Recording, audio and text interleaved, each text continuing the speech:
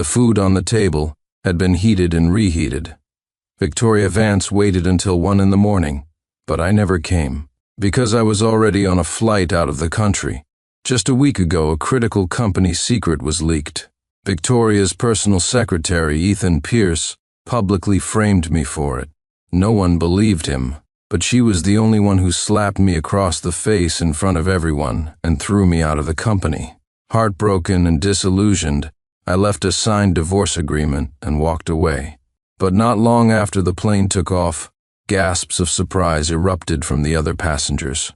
I looked out the window. 10 helicopters, flying in formation, were pulling a massive banner. It read, "Husband, I was wrong. Please come back, Chapter 1. Sir, your delivery is here. If everything's in order, please sign for it." While I was still stunned, the delivery guy placed the clipboard in front of me. Today is my wedding anniversary with Victoria. Usually I'd come home half a day early to set everything up. This time, however, I was home because Victoria had kicked me out.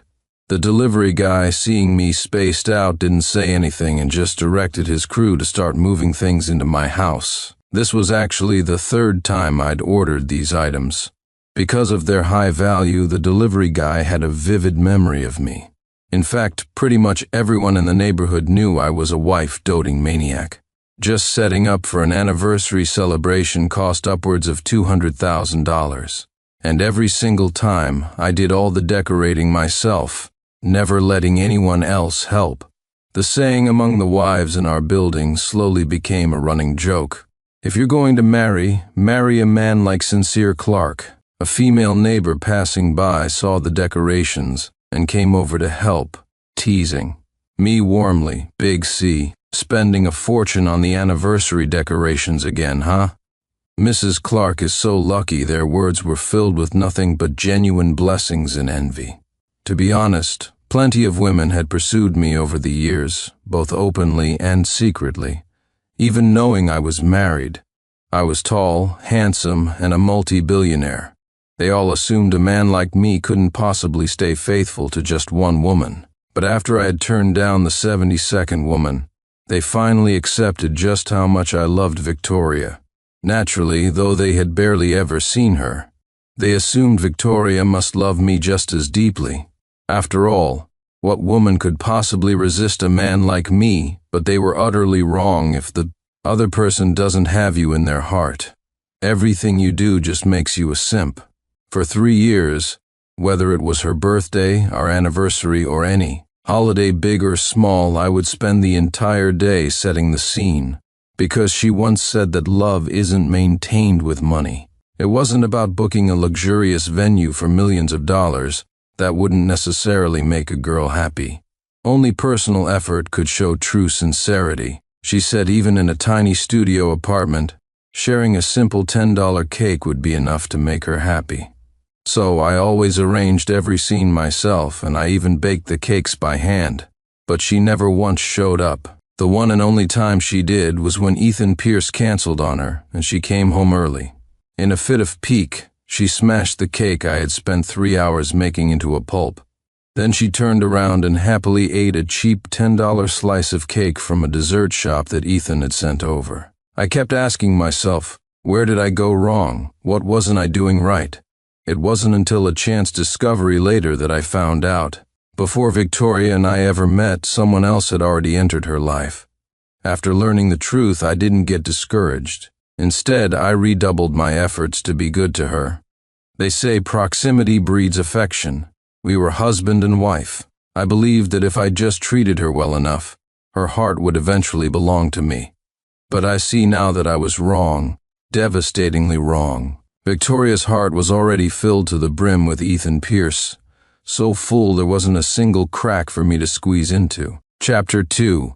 I touched my right cheek, still slightly swollen and aching, and sighed. You can stop. Just throw all of this away. The delivery guy froze, looking confused. Mr. Clark, was something damaged? I shook my head. No, it's just not needed anymore, and I won't be buying these again. I'll sign for the delivery. As for these things, see if there's anything you can use. If so, take it. If not, just help me get rid of it.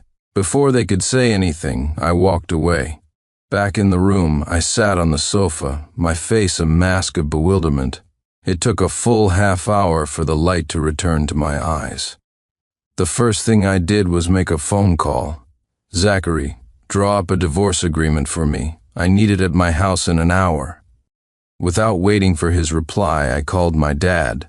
"Dad, I want to take that overseas project. I'm leaving today." There was a long silence on the other end of the line before my dad spoke, his voice uncertain. "Son, is that you?" Hearing his words, I felt a mix of amusement and sorrow. The overseas project was a difficult one that would require several years abroad. I was originally the best candidate, but my dad never brought it up. He knew my personality. I would always choose being with Victoria over any project. That's why he'd rather believe it wasn't me on the phone than believe I would actually go. He had told me he wasn't old yet, that he could still fight for a few more years, and that my main priority was to have a big, healthy baby with Victoria as soon as possible. I had no choice but to tell him everything. This time, he was silent for a very long while. He didn't offer any words of comfort, only told me to go ahead and not to worry. Men understand men best. After hanging up, I let out a breath of relief. Once my bags were packed, I sat on the edge of the bed and opened my phone. The first thing I saw was a post on Ethan Pierce's social media feed. It was just a single video and a short caption. The video was simple: Victoria, working with her head down. When she seemed to notice Ethan filming her, she looked up and gave him a bright smile. The caption read, "I always thought female CEOs were ice queens, but after meeting President Vance, I realized those novels are full of lies." I tapped on his profile and scrolled down. It was filled with all sorts of pictures of Victoria, cooking, swimming, and photos of them traveling together. Without exception, her face was always radiant with a happy smile. I glanced at the wedding photo on the nightstand. In the picture, my smile was brilliant, while Victoria's face was completely expressionless. It wasn't that the photographer had intentionally shot it that way. To get that one photo, the photographer had taken 99 shots. Every time the shutter clicked, the smile on Victoria's face would vanish. The photographer told her she could just fake a smile, but she said she couldn't. In the end, we had no choice but to select this one, smile-less wedding photo. I looked around the room. There were many photos, but it seemed she never smiled in any of them. I couldn't help but wonder, when was the last time I saw her smile? It was in the dressing room before our wedding, after she had met with Ethan one last time. After that, she never smiled again, not even at the wedding, when the officiant asked her if she was happy. She said she was, but her face was a blank mask, as if the wedding was nothing more than a formality to her. And at that moment, to let everyone witness our happiness, the officiant had zoomed in for a close-up of our faces when he asked that question. My face was full of anticipation. Victoria's was expressionless, although the lighting prevented me from seeing the faces in the audience. I could almost feel their mocking gazes and hear their whispers. When I saw her smile again, I thought my 3 years of unwavering devotion had finally moved her. But then I discovered she had hired Ethan Pierce as her personal secretary, and I realized what a clown I had been. Back then, she had to part with the penniless Ethan for the sake of her family. Now, with my help, she was the president of a billion-dollar corporation. There was nothing left to stop her from pursuing her own love. I climbed onto the bed, took down the photo frame, and tore my half out. Then I took out every other photo of the two of us and did the same. I didn't feel a sense of relief until the very last picture was torn and thrown into the trash. It felt as if the bond between Victoria and me was finally severed. I booked a late-night flight, signed the divorce agreement Zachary had brought over, and left the house we had shared for 3 years with my luggage in hand. Victoria, may your world be filled with smiles from now on, and may I never see you again. Chapter 3. This was the first time Victoria had come home before 10 o'clock. She was carrying a sea bass, my favorite fish. Tonight, She was going to cook for me herself, because just a little while ago, security footage had revealed that it was Ethan who had accidentally leaked the company's confidential files. She felt a pang of guilt, and remembering that today was our wedding anniversary, she turned down Ethan's invitation for the first time. But it seems she remembered wrong. I don't actually like fish. Ethan is the one who likes fish. When she reached the front door, she froze. The house was pitch black. In the past, no matter how late she came back, a small lamp would always be on, lighting her way home. When she opened the door, a man would be there with a hot meal ready. For the first time in 3 years, that light wasn't on. She subconsciously clenched her fists, telling herself, "No, it can't be, Victoria. Today is our anniversary. Sincere must be hiding behind the door to surprise me." She was uneasy. Although she was usually cold and distant with me at home, she had always maintained a final shred of marital dignity in public. But this time, for another man, she had struck her husband's face, his pride, in front of everyone.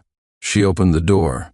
Even without any light, the darkness seemed to illuminate her pale face. Because there was no one inside and none of the usual splendid decorations, her voice trembled, but she still commanded like a queen. "Sincere Clark, that's enough. Don't you know I'm afraid of the dark? Come out right now." The only response was the boundless darkness. Victoria finally panicked. She realized that Sincere Clark's shoes were missing from the entryway. "Sincere Clark, if you don't come out right now, I'm going to get..." Angry, she flipped on the lights and frantically called my name, only to suddenly realize that many things were missing from the house. Shoes, a toothbrush, a towel, and clothes. Everything belonging to Sincere Clark had vanished. "He's really gone?" Victoria couldn't believe it.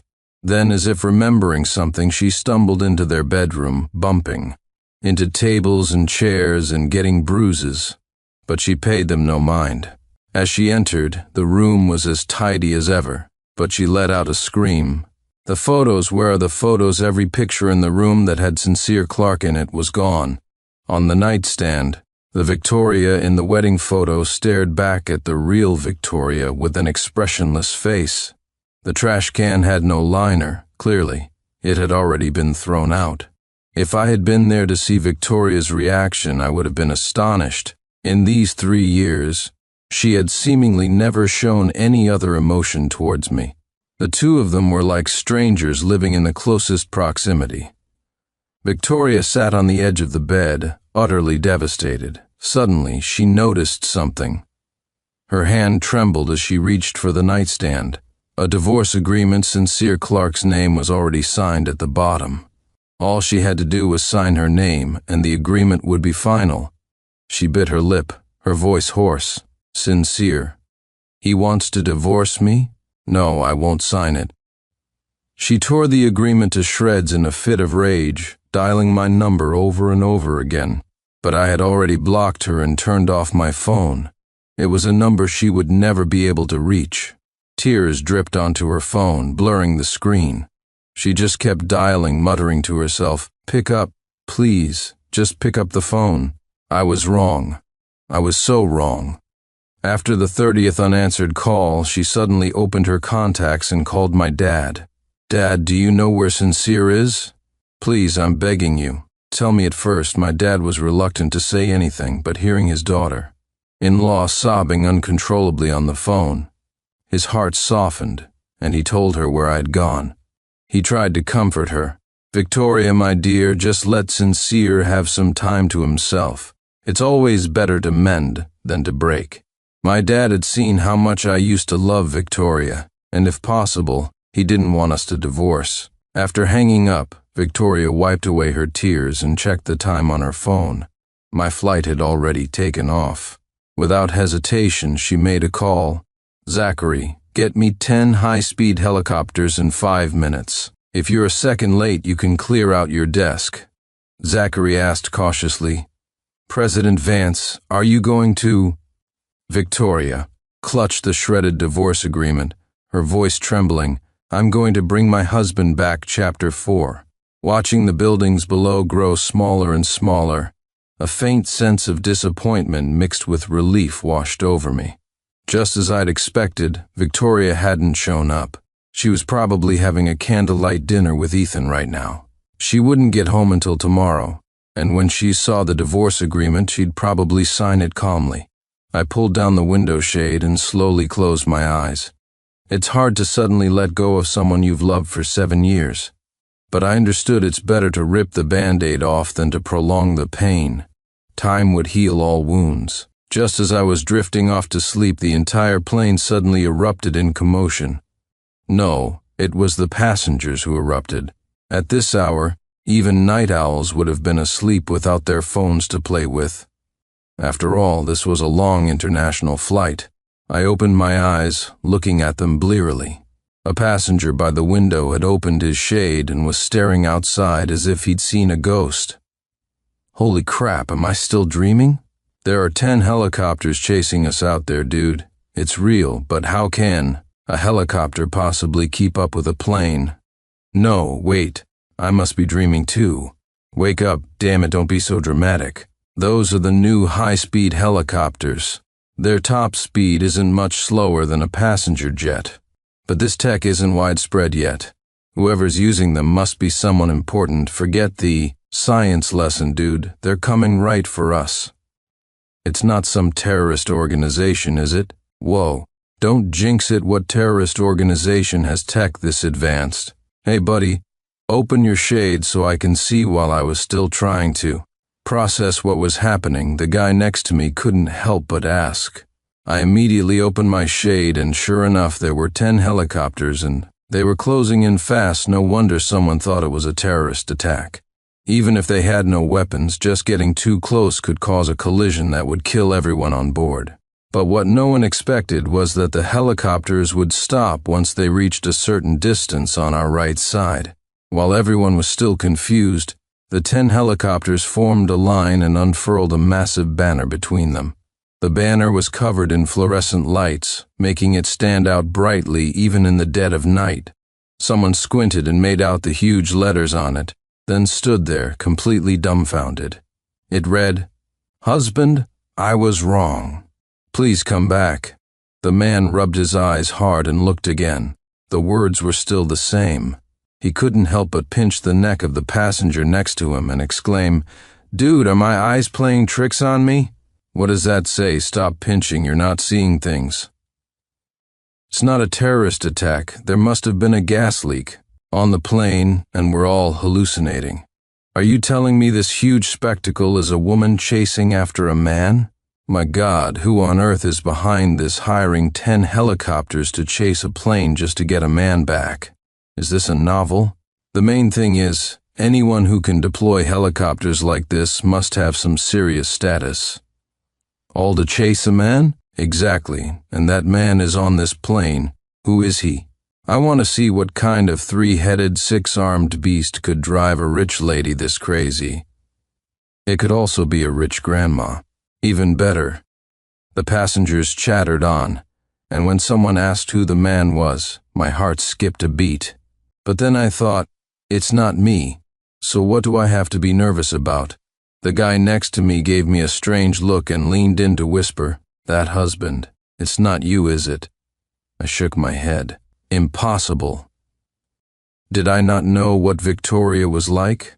Forget chasing me with helicopters. If I wasn't home, I'd be lucky if she called me even once in 10 days. That's why I'd come to terms with the divorce. Getting her to call me husband was harder than reaching for the sky. Honestly, I was a little envious of that woman's husband. It seemed like a simple case of a woman who did something wrong. Her husband left home, and he just happened to be on this flight. But to make such a grand gesture, this was probably a first in human history. Even the angriest husband would have cooled down by now. But a few minutes passed, and no one came forward to claim the title. It wasn't until a flight attendant came out to calm everyone down that the gossip subsided. Most importantly, the 10 helicopters gradually fell behind until they were out of sight. Because Victoria had received a call from Zachary, her actions were a major violation of regulations and had endangered the passengers' safety. The airline had called, and not even the Vance group could withstand that kind of pressure. I was so close, Victoria grit her teeth. A moment ago in the helicopter, she had been searching for a long time, and had finally spotted Sincere Clark's silhouette in a window. But no matter how she shouted, she couldn't get his attention. She wanted the helicopter to fly closer, to get closer no matter the cost. President Vance, let's go back. I'll send you Mr. Clark's location. It's too dangerous right now, and national security has taken notice. With no other choice, Victoria had to order the helicopters to land. Truthfully, Victoria didn't want to do this, but she felt she had to do something. A quiet man doesn't get angry often, but when he does, it means things have reached a point of no return. So if she really did nothing, she was going to lose Sincere Clark forever. Chapter 5. After 2 days of travel, I arrived at the project's location and checked into a nearby hotel. But when the receptionist at the front desk took my ID, a strange expression appeared on her face. She asked cautiously, "Are you Mr. Sincere Clark?" I was taken aback. "Yes, that's me. What's wrong?" Her face was instantly alight with gossip. "Your wife is looking for you. Didn't you know?" She pulled out her phone, and the top trending topic immediately filled my vision. Billionaire President Victoria Vance chases husband in helicopter stunt. 4 of the top 10 trending stories were about this. The power of the internet was immense. In just one day they had figured out who was on the plane, and it took them mere minutes to find out who Victoria's husband was. After all, Victoria and I often attended public events together. It was impossible not to be recognized. In the comments section, my picture was pinned at the very top. That one comment alone had thousands of replies. Some were sour, some envious, some mocking. I was stunned. Those 10 helicopters were sent by Victoria? Impossible. They must have made a mistake. I shook my head, putting aside whether Victoria would even do such a thing, given that she had a date with Ethan that day. It was impossible for her to have found out I had left. The timeline didn't add up at all. But as I scrolled through the comments below, I saw that someone on the plane had taken a picture. An enlarged but blurry image came into view. I rubbed my eyes and zoomed in on the picture again and again. Although it was still blurry, the familiar contours of her face were enough for me to recognize her. She was even wearing a pink hairpin, a gift from Ethan. She had been wearing that same hairpin the day she threw me out. The hand holding my phone couldn't help but tremble. Could it really be her? Did she really come after me? I couldn't believe it. I even wondered if Ethan had been on the same flight as me. "Mr. Clark?" Looking at the eager face of the young receptionist, I was just about to say no when a woman's voice suddenly called out from the entrance, "Sincere Clark." I turned my head and my eyes widened. Victoria! She had actually chased me all the way here. Chapter 6. She was panting, beads of sweat on her forehead, a clear sign of how rushed her journey had been. The commotion immediately drew the attention of everyone in the lobby. Someone couldn't help but exclaim, "That's Victoria Vance, the president of the Vance Group." The story of the helicopter chase was still trending, so she was instantly recognized. But she seemed completely oblivious, taking a few breaths before jogging over to me. Her voice trembled. "Sincere Clark, why did you leave without a word? Do you have any idea how hard I've looked for you?" Watching her agitated state, I felt a sense of unreality. This was probably the first time she had ever been so emotional and concerned about me. If this were the old me, I would have probably groveled and begged for her forgiveness without a second thought. Now, however, my heart was surprisingly calm. I looked at her and said slowly, "Victoria, we're divorced. I don't think I need to report my whereabouts to you, do I?" She froze, as if she couldn't believe her own ears. "What did you say?" I repeated myself. "We're divorced." She shook her head violently. "No, I won't divorce you, Sincere Clark. I'm telling you, forget it. I tore up that divorce agreement. We are still legally husband and wife." Looking at her stubbornness, I sighed. "Victoria, what's the point? You know perfectly well there are no feelings left between us." She suddenly became agitated. Who said there are no feelings? Sincere Clark, don't think I don't know what you're doing. You're just trying to get back at me, aren't you? You're angry that I was with Ethan and didn't spend time with you, so you're deliberately doing this, right? I gave a bitter smile. Victoria, don't you get it yet? I'm not doing this to spite you. I genuinely want to end this relationship. There's no trust left between us.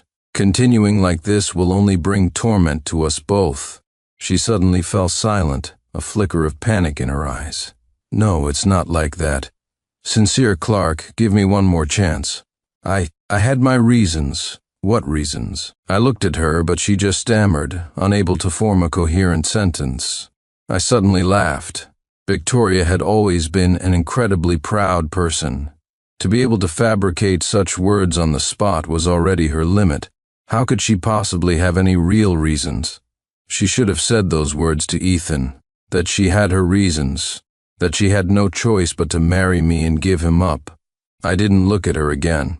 I turned, picked up my room key and walked away, leaving Victoria standing there alone. I was always the one to yield. This was the first time Victoria had taken the initiative to do so, but I had refused her. I didn't care whether she had signed the papers or not. As long as I was far away from her, my goal was achieved. And besides, this didn't violate the promise she had made. This time, I was the one who initiated the divorce. She could be with Ethan with a clear conscience. A billionaire president is a person of interest anywhere in the world. There were many people of Chinese descent in this hotel, and the moment I left, the lobby buzzed with excitement.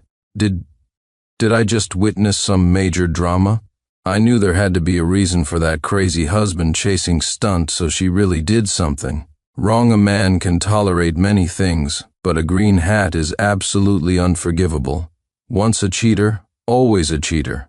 Especially the rich, they play all sorts of games. I heard the Vance family was just a small-time business before. It was all thanks to Sincere Clark that they made it big. The Vance Group wouldn't be where it is today without his help. Now that she's successful, she's keeping a pretty boy on the side. So now that they're divorced, what happens to the Vance Group? I heard Sincere Clark's initial shares were substantial. If this leads to a dispute, every word they spoke was a dagger to Victoria's heart. Sincere Clark was determined to cut ties with her completely. The Vance Group was the fruit of both her and Sincere's labor. If he really wanted to fight for it, there might still be a chance. But that day, when she saw the stock transfer agreement attached to the divorce papers, she knew that Sincere Clark truly wanted to leave. Everyone expected her to leave in disgrace, but instead she stood up and wiped away her tears. A smile appeared on her face as she looked at the still bewildered receptionist. A key card for Sincere Clark's room, please. We're married. She pulled out her marriage certificate, proving that no matter how much they fought, they were still a legally recognized couple. Normally, the front desk wouldn't comply, but in Victoria's hands, rules were flexible. After all, she was a billionaire president. Chapter 7. I was in the shower, and to be honest, the earlier encounter had left me feeling unsettled. Suddenly, there was a knock on the door, followed by Victoria's voice. Sincere Clark, open the door. I know you're in there. I frowned, wondering why she hadn't given up yet. I ignored her and let her knock. Only when the knocking stopped did I relax and continue washing. But then I heard the sound of the door being opened. My heart tightened. I quickly wrapped a towel around myself and peered outside. Victoria burst in, looking at me with an anxious expression. I instinctively covered the critical parts of my body, my face flushing red. Victoria, how could you just barge in like this? Get out. It was embarrassing to admit, but after 3 years of marriage, our relationship had remained entirely platonic. Victoria, however, seemed oblivious to my predicament. Her eyes were fixed on me with determination as she said, Sincere Clark, I have something to tell you. It's very important. I was helpless. I had to close the bathroom door, wrap the towel tightly around myself, and sit on the edge of the bed, keeping as much distance from her as possible. Whatever you have to say, say it, but you have to promise you'll leave right after. Victoria nodded, a hint of apology in her eyes. I'm sorry, Sincere. I know I've done a lot of things wrong, but this time, I really have something I need to tell you. I sighed, grumbling internally, but I couldn't just kick her out.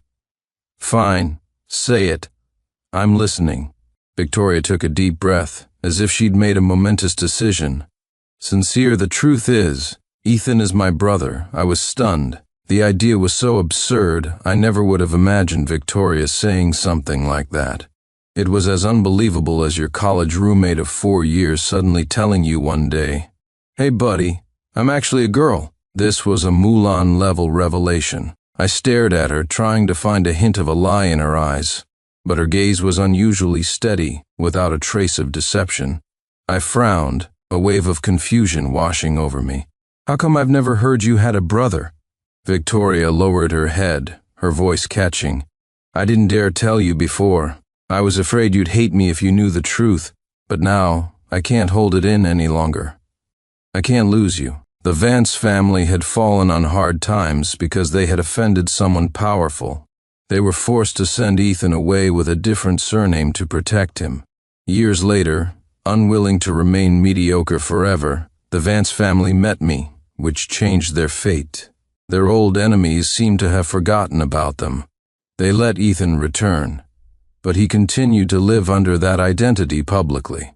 She married me but acted indifferent because she was afraid her family's enemies would come after me. That's why she had been so cold and distant all these years. But now that I was gone, she couldn't bear it anymore and had to tell me the truth. I looked at her, my heart a whirlwind of emotions. If what she said was true, then all her past actions suddenly seemed understandable, but I still had doubts. Then what about those pictures? That wasn't how a brother should act. Surely he wasn't doing it for my own good, trying to make me divorce her to escape the drama? Victoria made a call. "I saw the name on the screen, Ethan." A weary voice came from the other end. "Brother-in-law." I didn't know what to say. He continued, "Brother-in-law, I set my social media feed to be visible only to you. Did you really think I was trying to provoke you? For God's sake, Victoria is my sister. The things I posted were to help you break the deadlock one of you is. Too scared to talk for fear of implicating the other, and the other one doesn't have a mouth to ask questions. I posted all that, and you didn't even confront my sister or me. If you had just made a scene, none of this would have happened." His tone was full of exasperation. Victoria couldn't bring herself to explain things, and I, like a fool, silently endured it all, leading to the mess we were in today. After the call ended, Victoria looked at me with hopeful eyes. "Sincere, will you come back with me?" I didn't answer. The amount of information I had received today was just too much. This was more bizarre than finding out your best friend was secretly a woman who was also in love with you. Seeing my silence, Victoria grew anxious. She threw off her coat and kissed me fiercely. This was the first time I had ever experienced the scent of a woman so intimately. So this was Victoria's proactive side. Chapter 8. Mr. Clark, Mr. Clark. I woke up with a start, seeing Zachary Adams's face in a daze. Looking at the food in front of me and the surrounding scene, I realized it had all been a dream. I sat back down and slowly, methodically began to eat the long cold meal on the table. It was 1 in the morning. Victoria still hadn't returned. "Do you have the divorce agreement?" "I do, but Mr. Clark, are you sure?" "Yes. A dream, after all, is not reality." Ethan was not her brother. The only true part was that the Vance family had indeed offended someone powerful, and had used my resources to rise, regardless of the danger it put me in. I called Victoria. She was reluctant at first, but the moment she heard the word divorce, she rushed over. When she saw that I wasn't asking for a single cent of the assets, her face lit up with joy. Reeking of alcohol, she tried to give me a farewell kiss. I dodged it, disgusted. She left with a happy expression, and I was filled with a sense of relief. Only if she was cruel enough could I proceed with a clear conscience. I admit, I was a simp, but I was a tall, handsome simp, radiating masculine charm with every step. As the son of Hangzhou's wealthiest man, I was a simp, not a fool. Although the Vance family wasn't as powerful as their rival, they still had some foundation. She used me, but was I not also using her family to help me build the Vance Group? To amass a billion-dollar fortune, I didn't want a penny of the assets. Of course I didn't. Victoria was just a figurehead. I had already shorted the Vance Group, and all its assets had been legally transferred to other names long ago. I also conveniently handed over evidence of the Vance family's dealings to their rival, Mr. Harrison. 2 weeks later, Victoria was arrested and thrown in jail. The day she was put into the police car, I went to see her off personally. The moment she saw me, she lunged, only to be restrained by the tactical officers. Sincere help me, it seemed she still didn't know. I took her hand, my voice full of affection. Victoria, we were husband and wife. I'll find a way. Having received my promise, Victoria smiled. Over the years, whatever I had promised her, no matter what it was, I had always delivered. She got into the car.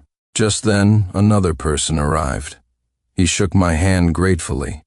Thank you so much, Mr. Clark. Without you, I could never have brought down the Vance family so easily. As their cash cow, it was only natural that I knew a few of their secrets. I should have been implicated, but I had conveniently divorced Victoria.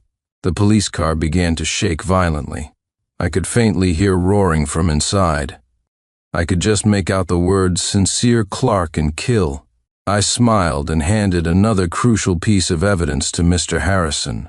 With this, the Vance family would have no chance of ever making a comeback. My name is Sincere Clark.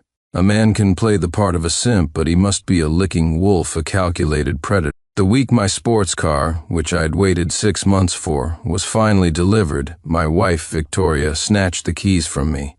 Eth loves sports cars. Let him take yours for a spin. I refused, knowing that my wife's sworn brother, Ethan Miller, didn't have a driver's license. But she gave him the keys behind my back. When I saw the car again, its front was stained with blood. Victoria Bellwether grabbed Ethan, a sorrowful look on her face, but her words made my jaw drop. Husband, please, just take the fall for Eth. With your background, no one will give you a hard time. I flatly refused, but Victoria pulled out her phone. I've already reported it to the police in your name. Just endure it for a little while. You'll be fine. Seeing the call log with the police on her screen, I was dumbfounded. I should endure it? Victoria, do you have any idea how illegal that is? It means prison time. I stared in astonishment for a long moment before yelling the question. Victoria, seemingly not expecting such a furious reaction, burst into tears and choked out her words. But if you don't confess, what will happen to Eth? Husband, I'm begging you, they won't make things difficult for you, Big C. Please, if I go to jail, my life is over. Ethan Miller dropped to his knees, his face pale, and repeatedly bowed his head, begging me. I was furious, pointing at the two of them, speechless for a moment. You two took the car without permission, and now you want me to take the blame? Let me tell you, I will not agree to this. The fingerprints and the dashcam footage won't frame me. Victoria fell silent for a moment, then bit her lip and said, The fingerprints on the car have all been wiped clean. Eth was wearing a mask and your jacket when he drove your car. He dressed that way to avoid being recognized by the butler when he drove out of the garage. You just drove my car out of my house like that? You're lucky I'm not making you pay for the car, and you still want me to confess. In your dreams, I couldn't help but laugh in anger. If this was just about test driving a sports car at first, it now seemed like everything had been meticulously planned, with all contingencies covered. Sincere Clark, how can you talk like that? I'm trying to discuss this with you. Look at your attitude. Seeing my reaction, Victoria started to get angry too. I took a deep breath, about to curse, but was interrupted by Ethan. Stop fighting, Big C, Vicky. I know I've caused too much trouble. I'll go turn myself in now. Don't fight because of me. Seeing our argument escalating, Ethan stood up after a moment of silence, a guilty expression on his face, and started to walk out. Eth, where are you going? It's no big deal for Sincere Clark to take the fall. His family can pull a few strings and get him out easily. If you go to prison, who will look after you? What if you're locked up for life? Your whole life will be ruined." Victoria exploded at his words, rushing forward to grab his hand, all while shooting a meaningful look at me. "If he doesn't take the fall this time, then I see our marriage is worth nothing. We might as well sign the papers and get a divorce, Victoria. Are you threatening me with divorce?" I looked at her in disbelief, a wave of sadness washing over me. Then I saw a flash of triumph in Ethan's eyes, and my rage became uncontrollable. What the hell is that look supposed to mean? I couldn't hold back any longer. I lunged forward, grabbed Ethan by the collar, and threw a punch. Not expecting my sudden move, Ethan cried out in pain, clutching his face. "Big C, stop hitting me, freeze, nobody move, police," as I pinned Ethan to the ground and beat him. Victoria screamed, trying to intervene several times, but was scared off by the look in my eyes. Just then, the police arrived and immediately restrained me. "Mr. Clark, you are currently a suspect in a hit and run. Please come with us to the station for questioning." I struggled as they held me on the ground. "It wasn't me, I wasn't driving the car, it was Ethan Miller. He stole my car. We will need to investigate further to determine whether you were driving the car. Or not now. Come with us no matter what I said." They wouldn't listen, because at that moment all the evidence pointed to me as the prime suspect. Victoria and Ethan then transformed into paragons of righteous indignation. My wife pointed at me, her voice firm. "Officer, it was him. He hit someone and then fled the scene. Yes, I saw it too. He was just beating me up, trying to use my poverty to intimidate me into taking the blame for him. Please, officer, you have to help me." Ethan chimed in, turning the tables on me. In the end, I was dragged away, struggling. From behind me, Ethan called out with feigned concern, "Big C, be good in there. I'll take good care of Vicky for you. We'll wait for you to come back." I looked back at them, my eyes burning with rage, a storm brewing in my heart. "I will make you both pay, Mr. Clark. Please tell us again, where were you when the accident occurred?" Sitting in the interrogation room, my hands in cuffs, I heard the question and rubbed my temples fiercely. "I told you I was in the basement of my villa watching a movie. I didn't drive that car at all, but there are no security cameras in your villa's basement. Who can prove you weren't driving that car?" Facing the police interrogation, I sighed deeply, filled with regret. If I had known it would come to this, I never would have let Victoria have her so-called sworn brother. I met Victoria in college. Back then, she was a simple girl from the mountains who couldn't even afford her tuition fees each year. I couldn't stand by and watch, so I helped her out. That's when our relationship began, with her pursuing me. My parents initially disapproved of us being together, let alone getting married. They felt the gap in our social status and family background was too vast and suspected Victoria might have ulterior motives for getting close to me. I overcame all obstacles, and after a long courtship, Victoria and I were finally married. Seeing this, my parents could only let me be. I had been with Victoria for 7 years of dating and 5 years of marriage, and our life had always been happy.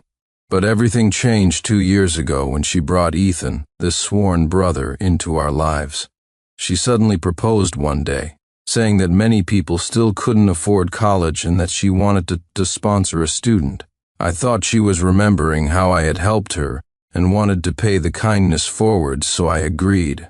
I should have sensed something was wrong from the moment Ethan first came to our house, with his handsome, sharp features. I trusted Victoria too much. Ethan used his status as a poor student to get close. By the time I realized something was amiss, it was too late. But Victoria was very cautious in this regard. Although I was suspicious, I never had any concrete evidence of her cheating with Ethan, and I loved her deeply, so I let it go several times. A hidden part of me hoped that Victoria would never change, but a person's heart can truly change in an instant.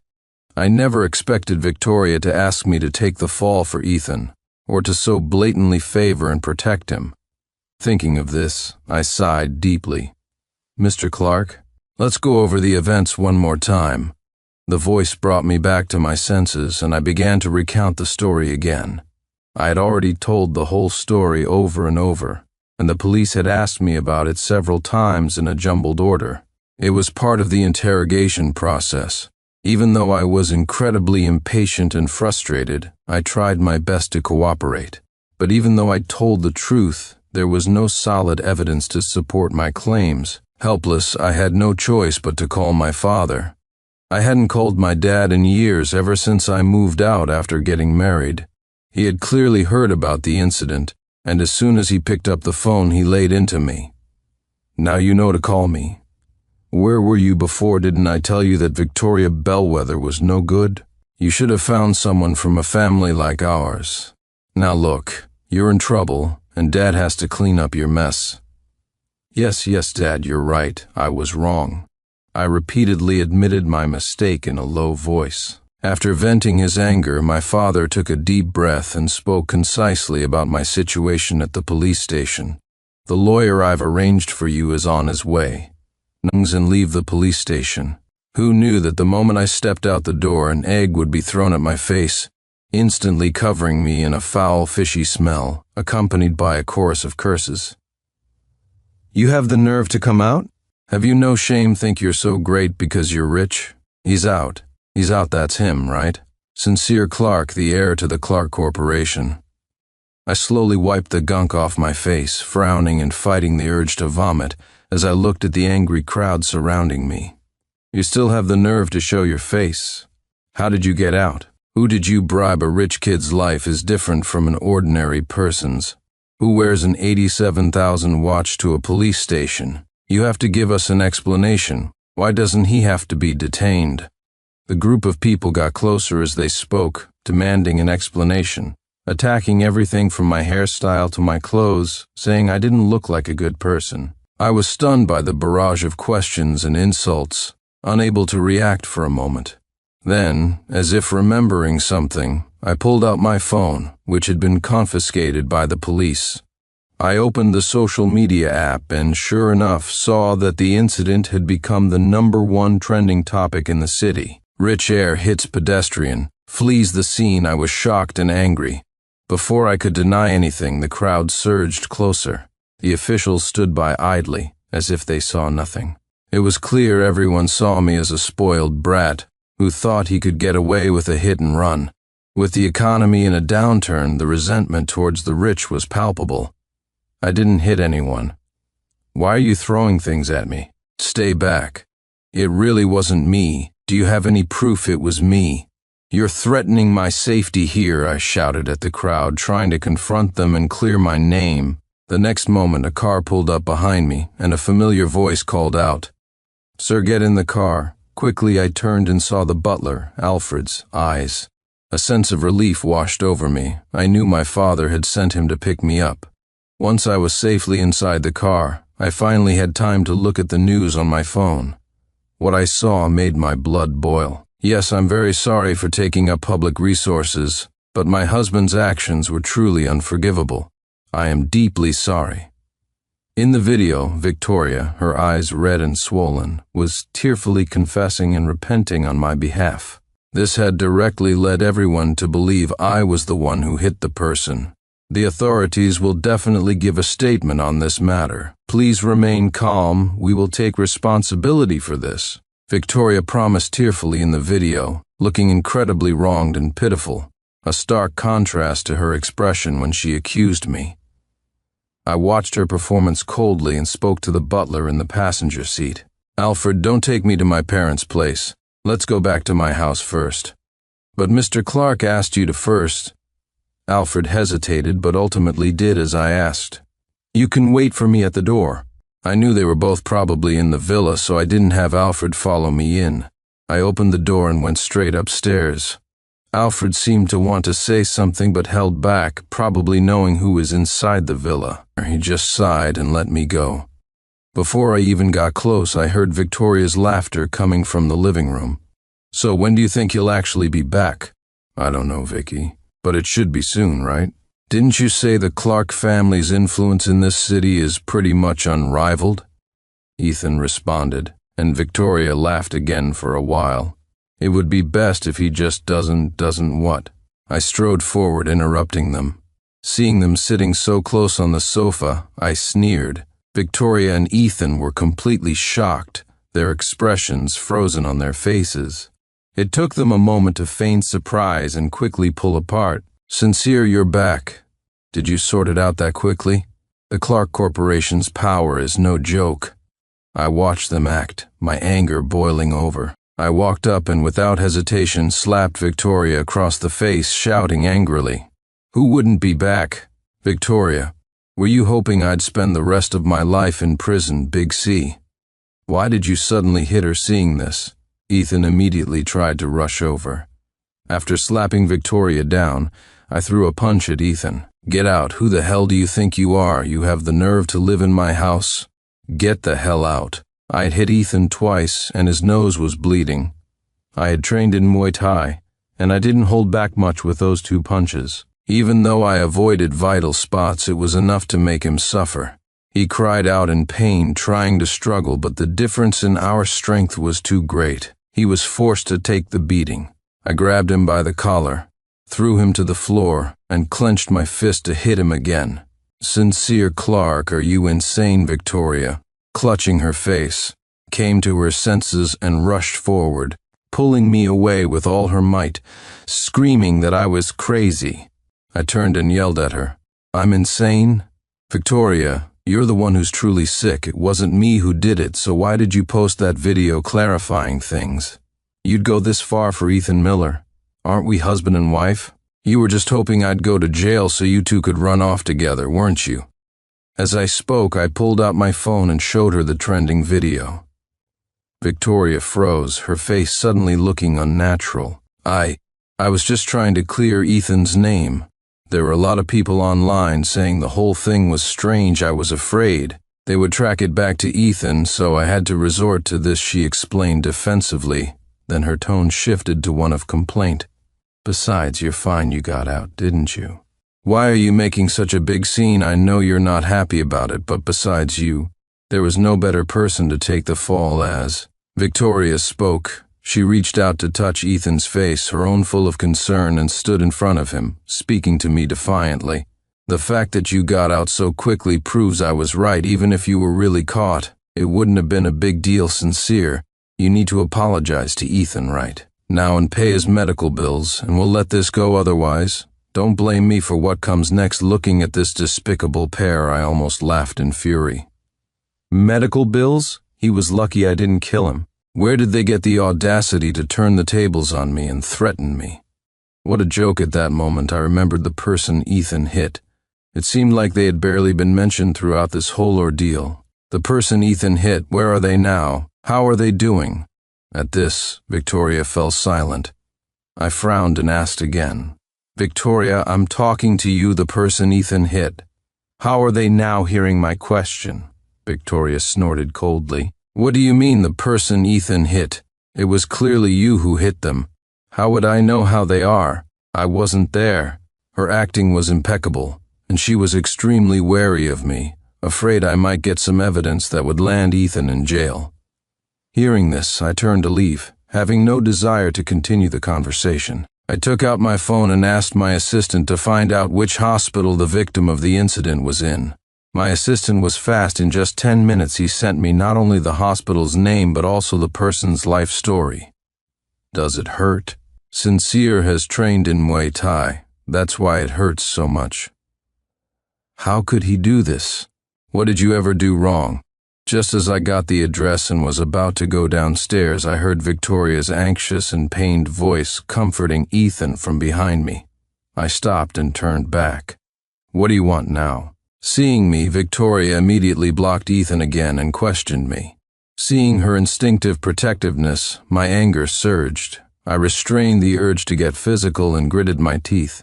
"Victoria, let's get a divorce. You want to divorce me?" Victoria seemed to have trouble understanding, her face full of shock as she stood up. "Sincere, we've been married for 5 years. You want to divorce me over something like this?" Ethan's face, however, showed a perfectly timed flicker of happiness. I ignored them both and went straight downstairs to have the butler take me to the hospital. "Sir, you should wear this. The situation is tense right now. It's not like before." Before getting out of the car, Alfred handed me a face mask. I sighed and put it on, which allowed me to find the victim's room without incident. I knew from the blood on the car's hood that the person must have been hit hard, but seeing him lying there, barely breathing, in the intensive care unit, I felt a pang of pity. Even though I wasn't the one who hit him, it was my car. Logically and emotionally, I was inextricably linked to this incident. I left the ICU hallway and quietly went to the billing office to pay his fees. I had asked a nurse earlier and learned that his family was several days behind on hospital payments. I paid the full amount owed and added 2 more months' worth of fees. "Sir, are you sure you want to pay for 2 months for bed 236? The nurse, likely having never seen someone pay so generously, looked up to confirm with me. "Yes, bed 236. After I confirmed, I felt several pairs of eyes on me from behind. I didn't have time to worry about it, I just wanted to pay and leave quickly. But suddenly I felt my mask loosen as someone pulled it off. "Sincere Clark, it really is you." I truly didn't expect the patient's family, who hadn't paid their bill in days, to show up to pay today and happen to be right behind me in line.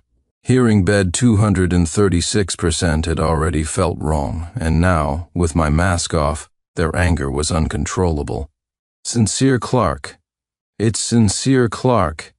What right does he have to be at the hospital?" At the family's shouts, I was quickly surrounded again. He was just paying the bill for 236. His conscience must be bothering him. What good is a guilty conscience? "My father is in that state. Give me my father back." I quickly backed away, instinctively scanning my surroundings for the fastest escape route. Fortunately, the hospital security didn't want a fight to break out, so I was safe for the moment. Looking at the crowd, I suddenly felt that I had to clear my name, or I would be condemned wherever I went. I raised my voice. "Everyone, please be quiet. I came to pay the bill today. Not because I am responsible for hitting him. I will say it again. I did not hit him. This money is purely a humanitarian gesture." As I finished speaking, someone in the crowd spat on the floor. "You say it wasn't you, and we're supposed to believe you? Who believes that your wife posted an apology video online facing the family's skepticism?" I sighed helplessly and tried to clarify again. Unfortunately, no one believed my explanation. Halfway through, someone must have leaked the news, because Victoria arrived. She squeezed through the crowd and began apologizing to everyone. "I'm so sorry, everyone. I didn't keep a close eye on Sincere. He's currently under investigation. Please trust the official authorities." As she spoke, she grabbed my arm and pulled me through the crowd into a stairwell, her face a mask of frost as she questioned me. "Sincere, how long are you going to keep this up? No one believes you right now. Why are you still desperately trying to clear your name? Can't you, for my sake, just drop this matter?" I looked at her face and felt like I was looking at a stranger. "Victoria, you're having an affair with Ethan Miller, and you have the nerve to ask me that? I'll do whatever I want. Why should I confess to a crime I didn't commit? Who are you to tell me what to do? We're getting a divorce." Seeing my voice getting louder, Victoria, afraid I would cause more trouble, quickly tried to placate me. "It's all because of Ethan. I'm willing to distance myself from Ethan from now on, as long as you take the fall for him properly."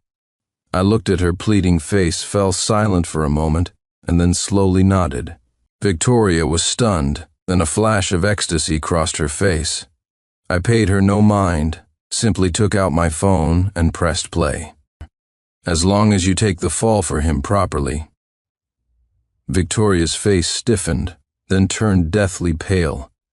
Victoria's eyes widened, and she lunged forward to grab my phone, but I kicked her to the ground. "Get off me." I pushed open the stairwell door, walked to the middle of the payment hall, and began to call out to the crowd. "Where are the victim's family members who surrounded me just now? I'm right here if you have any questions. You can ask me now." The crowd looked at me as if I were a madman, but they slowly started to gather around. "Sincere, what are you doing? Can you please stop making a scene?" Victoria, enduring the pain, chased after me, grabbing my arm to pull me away. I violently shook her off. Don't touch me. The next moment, I pressed the play button again, and the recording of my conversation with Victoria blared out at maximum volume. Victoria, you're having an affair with Ethan Miller, and you have the nerve to ask me that? I'll do whatever I want. Why should I confess to a crime I didn't commit? Who are you to tell me what to do? We're getting a divorce. It's all because of Ethan. I'm willing to distance myself from Ethan from now on, as long as you take the fall for him properly. For a moment there was a collective gasp. Everyone's face was filled with astonishment. No, it's not like that. Victoria frantically denied the recording's authenticity. I simply handed the phone to the victim's family member, letting him confirm its authenticity and whether it had just been recorded. The family member looked at it for a long time, and under everyone's gaze he finally nodded. It's true. It was recorded just now. The timestamp on the recording finally began to tip the scales in my favor. The crowd started to whisper among themselves. What's going on? Is there more to this story? I don't think Sincere Clark looks like a bad person. Seeing this, Victoria panicked. After failing to snatch the phone from the victim's family, she began to try and mislead the crowd. Everyone, please don't believe this useless rich kid. He synthesized the recording. He's trying to frame me. Her words caused the atmosphere to stagnate again, and the truth once again became murky. Yeah, maybe he used some kind of technology. AI is so advanced now, you never know. I looked at their ignorant faces with a cold expression, wanting to scoff. If you don't believe a rich kid, will you believe the authorities? Just then, a commanding voice came from not far away. I turned my head and saw my father in a suit. He had people parting the crowd, and behind him was a uniformed official. The crowd was about to erupt. Someone recognized the uniformed man as the head of the city's police department. My father's bodyguards surrounded me. Then, the official patted my shoulder and turned to the crowd. After a police investigation, there was no biological evidence of Sincere Clark in the car. He is not connected to this hit-and-run incident. As soon as he said this, everyone was stunned. Victoria was completely dumbfounded. My father snorted coldly. Although you, woman, were smart enough to wipe the fingerprints and have him wear my son's clothes in places with security cameras, you've severely underestimated modern forensic techniques. Hearing this, Victoria's face grew paler. My father continued. Not only that, but there was also some DNA left in the car, proving that you and Ethan Miller had sexual relations in there at this point. What else do you have to say? I didn't sleep with Ethan, Dad. You have to believe me. Victoria immediately denied it. My father roared. Don't call me Dad, see for yourself. Alfred then produced a file folder. I leaned in and saw that it was filled with hotel records of Victoria and Ethan from the past 2 years, from well-known hotels all over the country. So Sincere Clark was set up by his own wife and her lover? Someone in the crowd pieced together the truth, even speculating that Victoria did all this to ruin my reputation, then smoothly divorce me and get a huge settlement. The police official at the side raised his hand to quiet the crowd speculating. Miss Bellwether, given that you provided the car, you will also be held criminally responsible. Victoria stumbled back a few steps, then without hesitation she knelt before me, sobbing. Sincere, I was wrong. I truly know I was wrong. It was too late to be sorry now. I didn't say a word, just let the police handcuff Victoria and lead her away.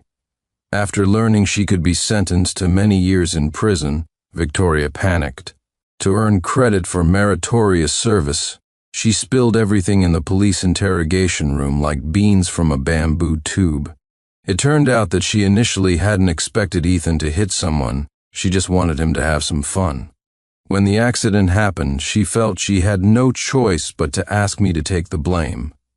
Victoria's plan was for me to be stuck in jail. Then she would use the internet to build public pressure, force my family to compensate her, and finally divorce me, obtaining a huge settlement and half of my assets to run away with Ethan. The hotel records showed they had been in this illicit relationship for 1.5 years. She no longer loved me. Our marriage was already one in name only. To say I wasn't sad would be a lie. I stood to the side and smoked several cigarettes, truly unable to believe that the wife I had shared a bed with could be so ruthless as to harm me like this. My father patted my shoulder, but for once he didn't say much. The authorities released all the details of the incident immediately. After the truth came out, Victoria was relentlessly flamed by netizens online that night. We didn't want to delay any longer, so we took Victoria straight back to my house. When we opened the door, Ethan was still smiling. "Vicky, how did it go? Did you make sure Sincere took the fall for good?" At first, he only saw Victoria enter with a pale face, but when he saw the uniformed officers behind her, he was visibly flustered. "What's going on? Why are the police here? Did you sell me out?" He cursed at Victoria and tried to run, but the police immediately pinned him to the ground. "Stay still, don't move, pinned to the floor." Ethan stared at Victoria with hatred. "Victoria Bellwether, what is going on, Eth? You should just cooperate with the police." Seeing him, Victoria was heartbroken. She turned to me, her eyes filled with tears. "Sincere, I'm begging you, for the sake of our many years of marriage, please be lenient with us. We were just momentarily foolish. I shouldn't have tried to harm you. It was all my fault. This has nothing to do with Eth." Meeting her gaze, I slowly smiled. "The punishment is for the law to decide. It has nothing to do with me." Victoria's eyes widened slightly, and then she burst out in a rage. "Sincere Clark, you're a heartless rich man. I regret it so much. Why didn't I plan in more detail to make sure you never got out? I hate you. I won't let you get away with this." Hearing this, Ethan turned his anger on Victoria. "Victoria Bellwether, I told you we should run. Why didn't you agree? Talking about high risk, high reward. Now look, we're both caught, you wench. This is all your fault then." Ethan yelled out their entire plan. From his tirade, I finally understood everything. Ethan had planned to transfer all my assets while I was in jail, and then they would run away together. But Victoria wanted to wait until I was permanently locked up, then divorce me to get half of our family's assets before leaving. After all, transferring my assets was illegal, but the compensation and divorce settlement would be legitimate money. The two of them were truly a nest of vipers, exceedingly greedy and utterly foolish. I didn't think he would actually get out. How could he get out on the same day? It was my fault, okay? Victoria apologized pitifully to Ethan. Enraged, Ethan suddenly broke free from the police and jumped out of the second-floor window. Victoria screamed, and everyone else froze. Ethan's escape attempt failed. In his panic, he didn't know the layout of my villa. The area below the second-floor window wasn't a lawn but marble tiles. He broke his leg on impact and then hit the back of his neck on the edge of a flower bed as he fell. When the police reached him, Ethan was lying motionless on the ground. Only faint groans of pain could be heard. Victoria cried out in agony, trying to rush over to see him, but was restrained by the police and escorted away. I watched as the police provided emergency treatment to Ethan, thinking to myself that I hoped he wouldn't die at my house. That would be too unlucky, and I'd have to move. Fortunately, Ethan didn't die, but the doctor said his condition was not optimistic. He needed surgery immediately and was at risk of total paralysis.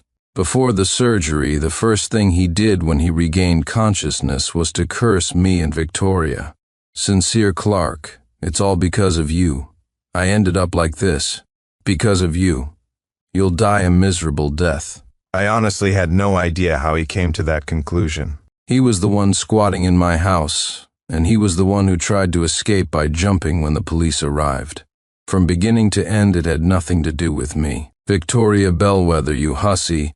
If it weren't for you, I'd be rich and famous by now." Victoria lowered her eyes, her face etched with pain from his insults. I had nothing to say to a man on the verge of total paralysis. However, although Ethan was injured, he had luckily escaped legal punishment for the time being. On the way, Victoria complained to me endlessly. "Sincere, why did you have to be so ruthless? Even though I tried to harm you, I didn't succeed in the end." I found her incredibly annoying and didn't say a word. When Victoria saw that the car wasn't heading towards our home and that the police hadn't left, she finally became anxious and restless. When she was led behind iron bars, her attitude completely changed. Why? I didn't harm anyone. Why are you locking me up? Sincere, I'm begging you, please give me another chance. Write me a letter of clemency, please. I don't want to go to jail, she cried as she spoke. What good would my forgiveness do? The reason you're in here has nothing to do with me. I met her tear-filled eyes and scoffed. As soon as I finished speaking, the son of the hit-and-run victim walked in. His eyes blazed with hatred when he saw Victoria. My father has passed away. You killed my father, Victoria Bellwether. My family and I will not grant you clemency. We want you to rot in jail. Victoria's eyes were filled with tears. She looked at us in astonishment, then broke down, crying desperately. Sincere, isn't this something that can be compensated for? I remember you paid the medical bills. You paid tens of thousands that day. I shrugged and nodded directly. I did pay, but as I said back then, that was a humanitarian payment. What does it have to do with you? Hearing this, Victoria finally fell into despair, collapsing helplessly onto the floor. What awaited her was the severe punishment of the law. I turned and left without looking back. With everything settled, my life returned to normal. Victoria was eventually sentenced to 8 or 9 years. A rough estimate suggested that with good behavior and parole, she would be out in 6 or 7 years. I never thought I would see Victoria Bellwether again. Ever since she was imprisoned, my small company's reputation had soared. Whether out of sympathy or admiration for how I handled the situation, the company's market value skyrocketed. Netizens jokingly called me the ex-husband and said I was a down-to-earth guy for having been good to such a wife for so many years. I just smiled it off and focused on my work. Initially, my father wasn't very optimistic about the small company I had founded myself. But after its performance improved, he was willing to invest. The business grew bigger and bigger, and my assets grew with it. A few years later, Ethan chose to end his own life in the hospital. The final conclusion was that he'd become weary of life due to his injuries. He had no parents and was originally a poor student. After being paralyzed, he had no one to care for him. Many parts of his body were festering horribly. Finally, unable to bear it, he bit his tongue and committed suicide. He didn't actually bite his tongue completely off. That method is not scientifically sound, but the blood flowed out and blocked his throat. The final cause of death was asphyxiation. The time I saw Victoria again, I had already inherited the family business from my father. She was on the side of the road, picking through trash. The old butler's son, James, had become the new butler. To prevent Victoria from seeking revenge, he had been monitoring her movements since her release. He discovered that Victoria had already lost her mind in prison, because she had traded a watermelon for a sesame seed by cheating, and because of her arrogant and domineering personality, she was bullied relentlessly in prison. After her release, she was unable to live independently and ended up on the streets, surviving by collecting trash. Seeing her gaunt, stooped figure picking up trash and plastic bottles, I showed no emotion and ordered the car to drive on. Sincere? Victoria, however, seemed to sense something. She suddenly looked up and saw me. Then she grinned, revealing a mouthful of yellowed teeth, and ran towards me with a smile. Sincere, is that you? Are you here to take me home? Are we getting married? Sincere, wait for me. Sincere, wait for me. It's me, Victoria Bellwether. The car didn't stop and I didn't look back. I heard the sound of a violent impact from behind. I frowned, and the butler reminded me in a timely manner. Sir, don't look back. There's been an accident. I closed my eyes, my expression unchanging. The past had nothing to do with me. I had a new life now. The end.